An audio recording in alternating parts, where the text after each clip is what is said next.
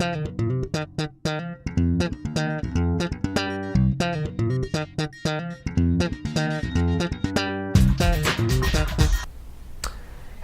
my name's Stephen Labiak, and welcome to the second episode about things about bankruptcy. This week we're going to talk about neat little things you can do with bankruptcy regarding collecting your debts. I know that may sound counterintuitive. What do you mean use bankruptcy to collect your debts? Well, when you file bankruptcy, people that owe you money, that is considered an asset. Given you're just the run-of-the-mill person running around living your life, maybe an employer you worked for closed and they owe you a bunch of money for back wages. Quite oftentimes, maybe especially with restaurants and bars, furniture stores, they close as one name. They'll open up 2 months later as a different name, maybe even the same location. They still owe you a bunch of money. Let's say you're owed, I don't know, $20,000. You're owed that much money.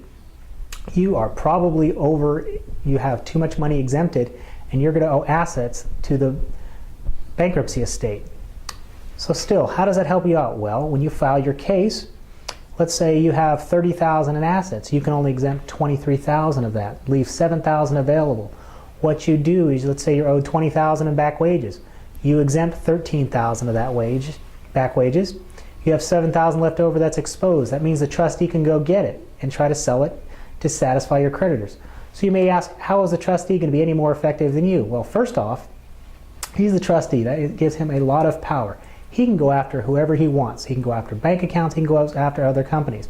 And whereas in civil courts to do a collection actions, it can take months, years to get on calendar, with the bankruptcy court, the trustee is going to be on calendar in less than a month. And if it's your money, he can just go get an order from the court, go in, take assets, sell stuff, do whatever it takes to get him the money. The good news in all of this, getting back to our example of where maybe $20,000 was owed to you, you're going to get your $13,000 while the trustee gets the $7,000.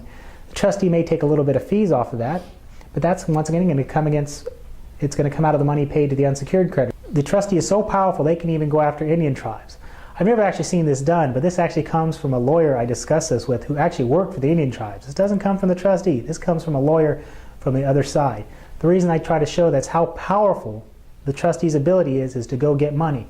So if you owe a lot of money and you are being pushed into bankruptcy, don't be worried about listing those assets, because it'd be better if you don't ever expect to collect that money to have the trustee go get it, give you 3/4 of it, he keeps a little bit left to satisfy your debts, you walk out debt-free, you have a bunch of money in your pocket. I think that's a lot better place than you were before. So if you have any questions about this or anything else, feel free to give me a call at 559-274-2868, and I'll see what I can do for you. Thank you.